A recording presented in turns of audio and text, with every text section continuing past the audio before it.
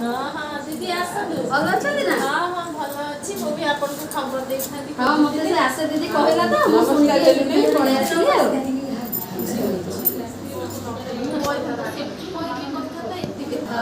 ବସ।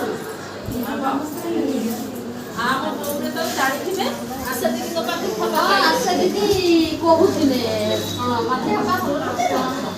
ଆଚ୍ଛା କହୁଥିଲେ ଆଉ ଟିକେ ବ୍ୟସ୍ତ ଥିଲି ଆଉ ଟିକେ ଶୁଣିପାରିଲିନି କଣ କେତେ ଦିନ ହେଲା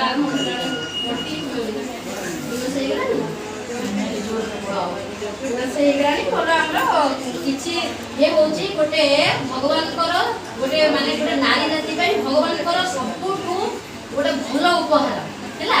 ଆକୁ ଆମେ ଯେତେ ମାନେ ଭଲ ଭାବରେ ଏଇ ସମୟଟାକୁ ଆମେ ଯେତେ ଭଲ ଭାବରେ ଆକୁ ଗୋଟେ କଣ କହିଲେ ଆମର ଅନୁଭବ ବି ହବ ଆଉ ଅଭିଜ୍ଞତା ବି ହବ ଆଉ ସବୁବେଳେ ମା ଖୁସିରେ ରହିବ। ଫାଷ୍ଟ ଅଭିନନ୍ଦନ ଆଉ ମାଉସୀ ତୁମ ମାନେ କୁଳ ବଂଶ ବୃଦ୍ଧି ହବ ଆଉ ଯେତେ ମାତ୍ରାରେ ତାକୁ ଖୁସି ରଖିବେ ଏଇ ସବୁ ଭଗବାନଙ୍କ ଗୋଟେ ବହୁତ ବଡ଼ ଉପହାର ତୁମ ପରିବାର ପାଇଁ।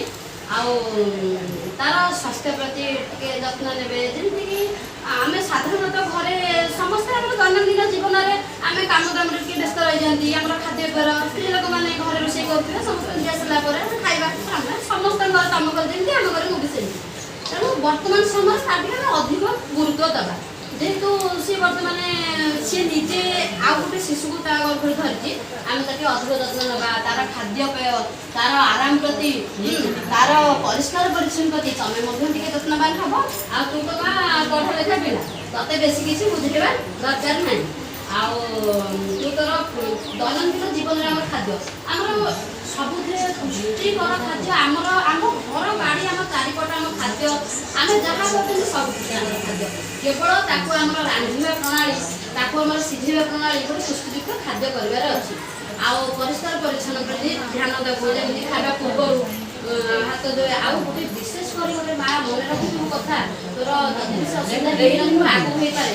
ଆମର ସବୁ ସ୍ତ୍ରୀ ଲୋକଙ୍କ ପାଖରେ ଗୋଟେ ଗର୍ଭ ଯେତେବେଳେ ଥାଏ ୟୁରିନ୍ ଇନଫେକ୍ସନ ବା ପରିସ୍ରା ଆମର ସଂକ୍ରମିତ ହେବାର ସମ୍ଭାବନା ଶିଶୁ ଯେତେବେଳେ ତୋର ତଳିପେଟ ପୋଡ଼ିବା ଆରମ୍ଭ କରିବ କିମ୍ବା ଜଳାପୋଡ଼ା ଏମିତି ପରିସ୍ରା ବେଳ ହେବ ସଙ୍ଗେ ସଙ୍ଗେ ଘରେ ଜଣେଇବୁ ସଙ୍ଗେ ସଙ୍ଗେ ଡକ୍ଟରଙ୍କୁ ପରାମର୍ଶ କରିବୁ। ସେଇଟା ଟିକେ ଗୁରୁତ୍ୱପୂର୍ଣ୍ଣ ଜିନିଷ ଯେତେବେଳେ ଥାଏ ଆମର ପ୍ରେଗନେନ୍ସି ଆଉ ସବୁବେଳେ ଯେତେବେଳେ ବାଥରୁମ୍ ଯାଉଛୁ ଫିନାଇଲ୍ କିମ୍ବା ଡେଟଲ୍ ୟୁଜ୍ କରିକି ପକେଇକିନି ପାଣି ପୁରା ଢାଳିକିନି ହଁ ସେଗୁଡ଼ା ଢାଳିକିନି ଯିବୁ।